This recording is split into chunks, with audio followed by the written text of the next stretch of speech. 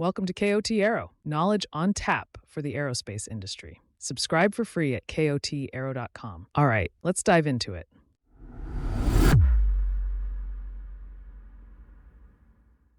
Welcome to the deep dive. Today, we're going to be looking at Safran's Q3 and 9-month 2024 revenue report. Oh, wow. Yeah, it just came out on October 25th, 2024. Okay. So buckle up. We're diving into the world of aerospace and defense and all the tech that makes those industries tick. It's a good time to be looking at it. Oh, yeah, for sure. For those of you who may not be familiar with Safran, they're a global leader in these fields. Right. They make everything from aircraft engines, rocket propulsion systems, to the avionics that guide those planes, the landing gear that ensures a smooth touchdown. Yeah. And even those luxurious business class seats you dream about. They really do have a hand in every part of it. Yeah. Now, looking at the report, the overall picture for Safran is really positive. They're showing strong performance, even with some global supply chain challenges that everyone seems to be talking about. Mm-hmm. But here's where it gets interesting. One part of Safran's business is experiencing this massive surge in demand. Really? And to be honest, it's not the part you might immediately think of. Oh, interesting. So we'll unpack that throughout our deep dive. Okay. But first, let's take a look at some of those key financial highlights. Right. The report shows that Safran's revenue for the first 9 months of 2024 reached a whopping 19.686 billion euros. Wow. That's a 17.4% jump compared to the same period last year. That's a big jump. It is a big jump. But And that includes like the currency changes. And exactly, my mind. So that 17.4% includes the impact of things like changes in currency rates, acquisitions that Safran may have made.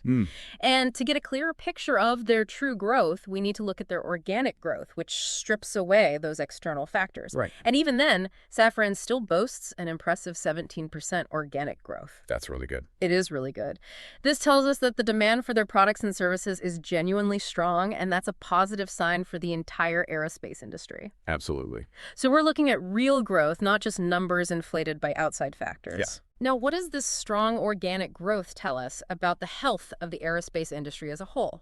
Are we seeing a full recovery after the pandemic? Well, it definitely points to a pretty significant rebound in air travel. Okay. You know, remember how the pandemic hit the aerospace industry? Airlines were grounding planes and people weren't traveling as much. Yeah. But this impressive growth from Safran suggests that airlines are investing in their fleets again. Makes sense. And people are back in the skies. Yeah. Maybe even more than before. All right, so it's like a breath of fresh air for the whole industry. Yeah. Now, Safran isn't just one giant company. They have different divisions specializing in various aspects of aerospace and defense. Right. So let's break down how each of these divisions performed, starting with aerospace propulsion. Okay. You know, the part of the business responsible for those powerful jet engines that get us from point A to point B. Aerospace propulsion saw a healthy 8.3% increase in revenue. And a big driver of this growth is the surge in demand for spare parts and maintenance services for their LEAP engines. Okay. Now, you're probably wondering what LEAP engines are. I am a little bit. They power those incredibly popular Airbus A320neo and Boeing 737 MAX jets. Oh. The ones you see all the time at the airport. Right. They're known for being fuel efficient and quieter than older models. Oh, cool. So it's not just about selling new engines. Keeping those existing engines running smoothly is a big business for Safran. Yeah, as more and more people are in the sky, those engines are working harder and they need more maintenance and spare parts. It's all connected. Yeah. But here's an interesting tidbit from the report. While the demand for LEAP engine services is soaring, the delivery of new LE engines was actually down slightly in Q3 compared to last year. Oh, that's interesting. So if demand is so high, shouldn't they be selling more new engines? What's the story there? Well, it's unfortunately those supply chain issues that we've been hearing about. Oh, those pesky supply chains. Yeah. It's hard to get all the components they need to build those complex engines. Right. It's been very challenging for Safran. Okay. So it sounds like there's this pent-up demand for new LEAP engines. Once those supply chain kinks get ironed out, we might see a surge in deliveries, which could further boost Safran's revenue. Exactly. It's definitely something to keep an eye on. All right, let's move on to the next division. What's happening over at Equipment and Defense? Well, this segment is also doing really well. They're showing an 18.4% revenue increase. Wow. A lot of that growth is fueled by demand for their nacelles. Okay. Those are the coverings that house the jet engines. Got it. They make the engines more efficient and quieter. Okay. They've also seen great performance in their electrical systems and avionics, which are the electronic systems that control the aircraft. So they're not just powering the planes, they're equipping them with all sorts of essential technology from nose to tail. Yeah. And this growth highlights Safran's presence in both commercial and defense platforms, right? Absolutely. Yeah. Their technology is used in both civilian aircraft and military applications. Okay. All right, last but not least, let's talk about the division that makes flying a little bit more bearable, especially on those long-haul flights. Yes. I'm talking about aircraft interior. Yes, the realm of comfort and luxury. Exactly. This division handles everything inside the plane that contributes to the passenger experience, from the seats you sit in to the lavatories you use. Right. And their revenue soared by an impressive 27.4%. Largely due to a surge in deliveries of their high-end business class seats. Wow. 27.4%. That's even higher than the growth we saw in aerospace propulsion. Yeah, that's a big jump. So airlines are really investing in making those premium cabins extra special. What's driving this trend, do you think? Well, after a period of restricted travel, I think people are eager to splurge a little. Okay. Especially on those long flights. They want more comfort and luxury. Makes sense. And airlines are responding to that demand by upgrading their cabins. Okay. Particularly business class, to attract those premium passengers. Yeah. They know that a comfortable experience can be a big selling point. It makes perfect sense. People are craving comfort and a touch of luxury after being stuck at home for so long. Now, I don't want to give too much away just yet, but remember you mentioned earlier that one part of Safran's business was seeing this incredible surge in demand. Yeah. And it's not what people might expect. Could this be it? You're getting warmer. Okay. But it's not the whole story. The surge we're talking about is even more interesting and reveals a lot about the current state of the aviation industry. Okay. But to understand it fully, we need to dive into what's known as the aftermarket. Okay. The aftermarket, it sounds intriguing, but I'm not entirely sure what it entails. Yeah, it's a crucial part of the aviation business, and it might surprise you just how big it is. Okay. So the aftermarket encompasses everything that happens after an aircraft or engine is sold. It's all about providing ongoing support. Okay. This includes spare parts, repairs, maintenance services, basically everything needed to keep those planes and engines in tip-top shape. So it's like the car maintenance industry, but for airplanes? Exactly. You buy the car, but then you have all those ongoing costs. Right. Oil changes, tire rotations, repairs. Yeah. It's the same concept, but on a much larger and more complex scale. Exactly. And Safran is a major player in this aftermarket space. But here's where things get really interesting. Their civil aftermarket revenue skyrocketed by 26.2% in Q3. Wow. 26.2%. That's even more impressive than the growth in aircraft interior. Yeah, that's huge. What on earth is driving this incredible growth in the aftermarket? That's the question we're going to answer Oh. as we continue our deep dive into Safran's performance. All right. You've got me hooked. So before the break, we left you with that cliffhanger about Safran's booming aftermarket business. Right. A 26.2% jump in revenue. It's nothing to sneeze at. Definitely demands an explanation. It does. So what's the story behind this aftermarket surge? Yeah, what's going on? Well, there are a few things happening. First, the global aircraft fleet is getting older.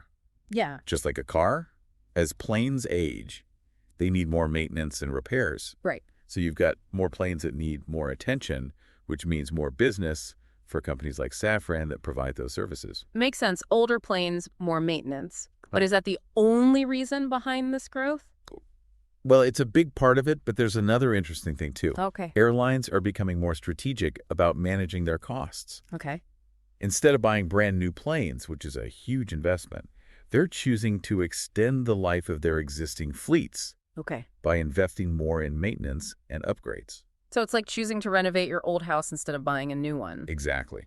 It can be a smart financial move. Right. And this trend is really helping the aftermarket business. Okay. It means more demand for Safran services, from engine overhauls to replacing worn-out parts and installing upgrades. It's amazing how those things create such a ripple effect in the industry. Who would have thought that aging planes and airlines watching their budgets would lead to such growth in the aftermarket? It's a fascinating part of the business. Yeah. But while all this growth is exciting, Safran isn't without its challenges. Of course. Every business has its hurdles. Exactly. So what are some of the headwinds that Safran is facing? Yeah. What are some of the challenges? Well, one of the biggest ones, and we talked about this earlier, is the supply chain bottlenecks. Right. Those pesky supply chains. It's a problem everywhere, and Safran is feeling the effects too. Yeah. How are these issues impacting Safran specifically? They're making it more difficult and expensive to get the components they need to build their products. Okay. Especially those complex LAP engines. Right. These delays and increased costs make it harder to deliver on time and could affect their profit margins. And I imagine it makes it hard to plan. Absolutely. Yeah. It's like trying to hit a moving target. Right. And on top of the supply chain woes, Safran is facing new tax burdens in France. Oh, taxes. Nobody likes those. What kind of measures are we talking about? Well, the French government has introduced a new surtax on corporate income.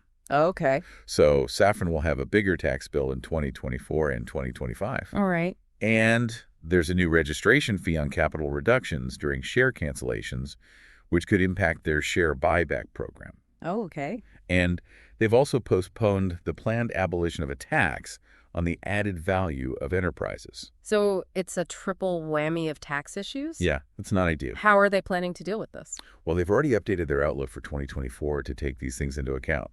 They're now expecting full-year revenue to be around 27.1 billion euros, which is a bit lower than their previous forecast. So they're adjusting the expectations. Yeah, it's the smart thing to do. Right. But here's something interesting. Despite that, they've actually raised their earnings guidance.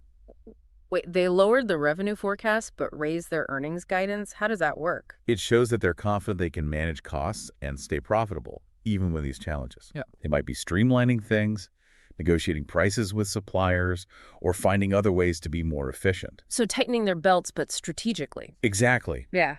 They're being resilient and adaptable, which is important in this industry. That's good to hear. It sounds like they're not letting these challenges stop them. But of course, there are always other things that could affect their performance. Yeah, the global economy can change quickly. A downturn, new geopolitical issues, or more supply chain problems could impact Safran. So many moving pieces. That's a constantly shifting landscape. Mm-hmm. But it's not all bad news. Okay. There's some exciting opportunities, too. I like what? Well, for example, they're working on new engine programs that are more fuel efficient and environmentally friendly. That's a big focus for the industry now. It is, and Safran is leading the way. They're also exploring new markets and new applications for their technology. Sounds like they're juggling a lot. They are. It's what makes this industry so interesting. Speaking of, I'm struck by how big Safran's operations really are. They're a global powerhouse. I agree. It makes you wonder what else they're working on and what impact they'll have on the future of air travel. Right. Will those business class seats get even fancier? What new technologies will they create to make flying more efficient and sustainable? So many possibilities. If you're as intrigued by Safran as we are, check out their website. They have tons of information about their projects, and maybe you'll even find yourself working for them someday. You might find your dream job there. And speaking of exploring further, remember that Capital Markets Day I mentioned? The one where they'll be sharing more about their strategy. Yes, well, it's happening soon. Mark your calendars because Safran's Capital Markets Day is happening on November 15th. Oh, wow. So yeah, mark your calendars. They'll be diving deep into their financials, their future outlook, and some of those new projects we've been talking about. It's going to be a big event for anyone who wants to get a glimpse into the future of airospace. Absolutely. So what are some of the key things they'll be discussing? Well, they'll be talking about things like their next-generation engine programs, their work on electric and hybrid propulsion systems, and their efforts to make aviation more sustainable. Sounds like it'll be packed with valuable insights. Yeah, definitely. Now, before we wrap up our deep dive, I think it would be good to take a step back and consider what all of this means for Safran in the bigger picture. What are the key takeaways for you from this report? I think the biggest one for me is Safran's resilience. No. You know, they're facing some big challenges like the supply chain issues and the new tax measures in France. Right. But they're still doing well and adapting to the industry. They're managing costs, they're innovating and finding new ways to grow. That's a great point. They're not letting those challenges stop them. And speaking of success, that booming aftermarket business really shows their ability to adapt to those market trends. It's a smart move by them to really take advantage of the aging aircraft fleet and airlines wanting to extend the life of their planes. Right. It's a win-win for everyone. As we wrap up this deep dive into Safran's performance, I have one final thought I want to leave you with. Okay. It really hit me as we were looking at all this information. Yeah. Safran's reach goes way beyond just making planes fly. They're involved in so many parts of the aerospace defense and security industries. It makes you realize how much we rely on their technology and expertise to stay connected and safe. That's true. They're kind of working behind the scenes, but they have a big impact. Yeah. From the engines to the navigation systems, they play a huge role in shaping the future of these industries. Yeah, and it'll be interesting to see what they do next. Exactly. As they innovate and push the boundaries of technology, the future is bright both for Safran and for the world. I agree. So keep an eye on Safran. Keep an eye on their Capital Markets Day on November 15th. And who knows, maybe one day you'll even be working for this global company helping to create the next generation of aerospace advancements. Until next time, keep exploring, keep learning, and keep your ears tuned to the Deep Dive for more deep dives into the world around us.